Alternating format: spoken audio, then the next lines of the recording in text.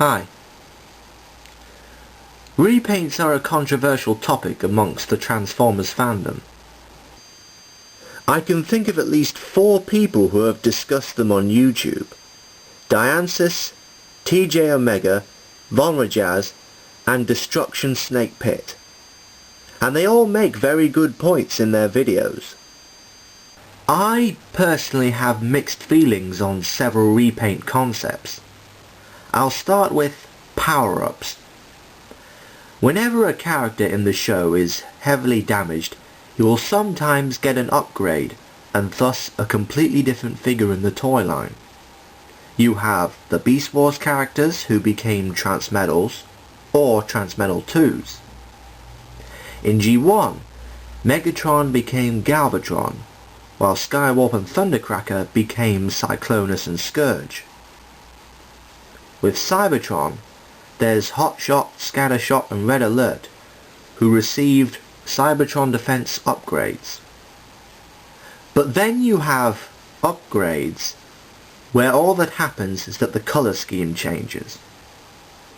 This applies to the Powerlinks figures in Armada, some of the Energon repaints, and the Galaxy Force toys from Cybertron.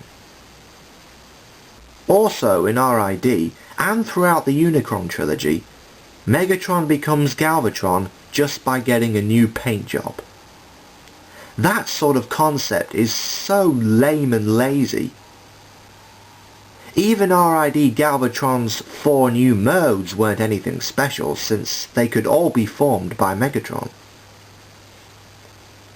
In the same vein, Titanium Menasaure's bio states that he is an amalgamation of all the Stunticons into one body. It's a black, silver and purple Rodimus Prime! If it had a purple Autobot logo, he'd be Shattered Glass Rodimus Prime.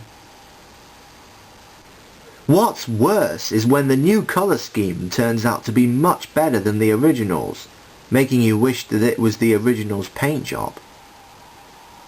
The movie figures are the best examples of this, as that line has become infested with repaints. The premium toys look so much better than the originals.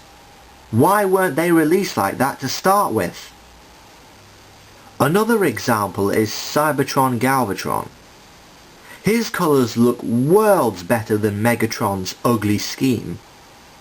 But it's a £40 recolor. A nuisance to anyone who already owns Megatron.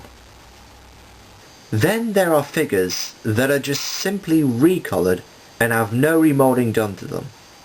Not even a little.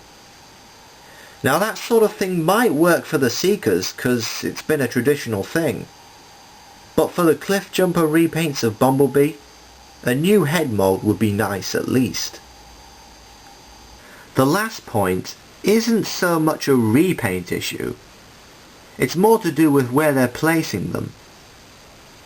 The Unicron trilogy figures and that repaint of Classics Mirage do not belong in the movie line. A few people commented that it provides them with a second chance to buy the better molds from those toy lines. And that is true. But they still don't fit in with the movie aesthetic since A. The movie robots are alien-esque. The Unicron trilogy robots are not. B. The movie vehicles look very realistic, but the Unicron trilogy vehicles, not so much. And C. There are no Minicons or Cyberkeys in the movie universe at all. Recoloring them in more realistic colours is not going to change any of those facts. I know this sounds stupid, but it would have made more sense to release them under the new Universe line, where a lot of the obscure Micromaster homages are placed. Because they'd fit in better, it probably would have increased sales too. So, those are my general thoughts of repaints. See you next time.